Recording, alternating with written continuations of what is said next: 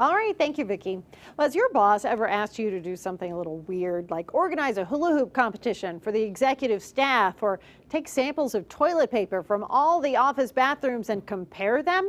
Well, some employees have been asked to do some wacky things before. So what can you do if this happens to you? Career coach Gordon Miller is here with us this morning with some insight. Good morning, Gordon. Good morning. Those are indeed wacky. So in your work, you've probably heard some strange stories. I have. So I heard once a boss who asked an administrative person to go out to the parking garage and see whose car was causing those oil spots on the surface. Oh. Because they wanted to reprimand that person or get your oil leak fixed. That is bizarre to me. That is bizarre. Okay, Yeah. So what do you do if you are asked to do something that you find is bizarre? So if the boss comes to you and asks you to do something bizarre like the samples we just gave, I would do a couple of things. One is if you know someone else who might be willing to do that, suggest that to the boss, right? Pass Say, the well, buck. Kim will be happy to do that. Why don't you talk to her?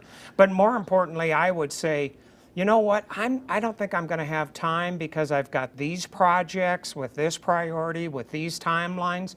That'll probably deter the boss to go, well, those are pretty important. Maybe I better go to somebody else. So don't outright say no. Yes. Just throw this out I there. wouldn't suggest you say no. That might be a negative on your performance review, as bizarre as that is, but I wouldn't say no. Okay, so what should you do if you are really looking to get ahead at work and this isn't necessarily where you want to stay? How would you go about getting out of that position?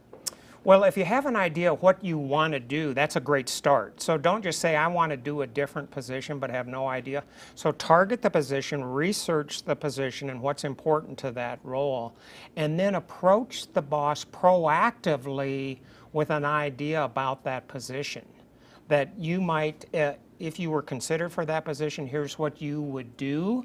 The other thing you can do is you can also bring activity reports every month or so and give the boss, here's what I've been doing. These are the kinds of things I want to keep doing. Just wanted you to see, because sometimes bosses don't really know exactly what you've been up to. Well, I know that the administrative staff, I mean, that is sort of a broad spectrum of things and expectations. So Right. What are you saying there? Well, I think what the deal is, ever since the 2008 downturn and companies had to lay off a lot of people, they're afraid to put on more people. Even though their company's doing a lot better, they just don't want to. So I think as a result of that, all of us are being asked to do more than what we normally do. And unfortunately, there are some people that get hit with wacky requests that aren't acceptable to them. All right. Well, thank you so much, Sure. Gordon. We appreciate the advice as always. We're going to send it right back over to you, Ken.